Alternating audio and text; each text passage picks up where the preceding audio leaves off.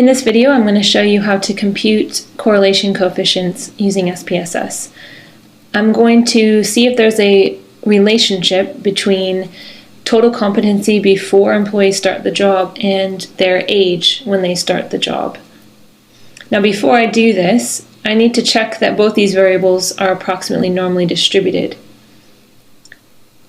So I've created histograms. This is for total competency, and you can see it's roughly a bell-shaped curve. It's not perfect, but it would still be fair to use mean and standard deviation to sum up that distribution. And the same thing for age and years. It's not perfect, but it would be fair to use mean and standard deviation, so I'm going to consider it approximately normal. I also need to look for a linear relationship between competency and age, and I do that with a scatter plot. And you can see that the dots are tending upward in a straight line. There are a few outliers, but overall it's tending upwards. So I can go ahead and use Pearson's R, correlation coefficient. So from my data file, if I go to Analyze, Correlate, I'm going to choose Bivariate. I'm going to go ahead and hit Reset.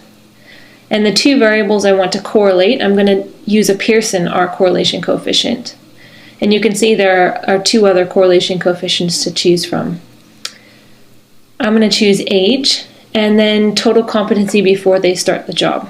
Now, if these two variables had been not approximately normal or maybe not linear, then I would have used Spearman instead of Pearson. You can also indicate whether your test is two-tailed or one-tailed. If your hypothesis says that they'll be correlated, but you're not sure if it's a negative or positive, then you want two-tailed. But if you're specifically saying that the relationship will be positive or it will be negative, then you want to choose one-tailed. You also have the option to flag significant correlation, so SPSS will put 1 asterisk next to results that are significant at 0.05 and 2 asterisks next to results significant at 0.01. Go ahead and click OK, and we can see here in our results that 2 of our results box are exactly the same, and that's completely normal.